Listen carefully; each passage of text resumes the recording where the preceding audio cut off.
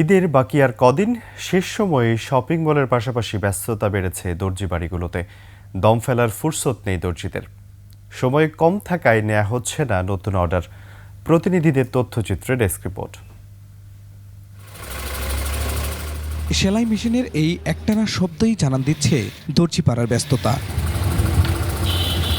নামিদামি টেলার থেকে পাড়া মহল্লার দর্জি দোকান, সেলাই মেশিনের শব্দের মাঝেও আনন্দ ঘন ব্যস্ততায় ঝালকাঠির দর্জি পাড়ার কারিগররা।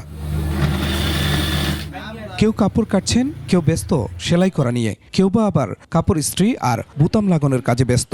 কাস্টমারের মাল আমরা সঠিকভাবে দেওয়ার জন্য খুব প্রস্তুত চলতেছে। ঈদের সময় কিছুটা কাজ বেশি হয়, সবসময় পাঞ্জাবির কাজ কম বেশি হয়, এখন ঈদের জন্য একটু বেশি। পছন্দের ডিজাইন আর বাহারি রঙের কাপড়ের পোশাক তৈরি করতে সব বয়সীরাই ভিড় জমাচ্ছেন দর্জি দোকানে। খুবই ব্যস্ত, আমার 1 ঘন্টা বসাই রাখছি। দিনরাত সেলাই মেশিনের শব্দের ব্যস্ততা হিলির দর্জি পাড়ায়ও। সময় কম থাকায় দম ফেলার সময় পাচ্ছেন না কারিগররা।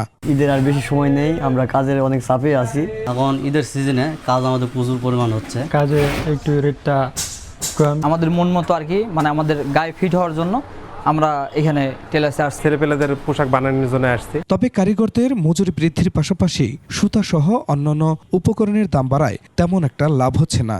ম্যাটেরিয়ালসের দাম সবকিছু বেড়ে যাওয়ার কারণে আমাদের যে লাভটা সেটা অনেকটা সীমিত হয়ে গেছে। ঝালকাঠির 4 উপজেলায় রয়েছে 5 শতাধিক দর্জি দোকান। Khurshid Alam, desk report, 21 television.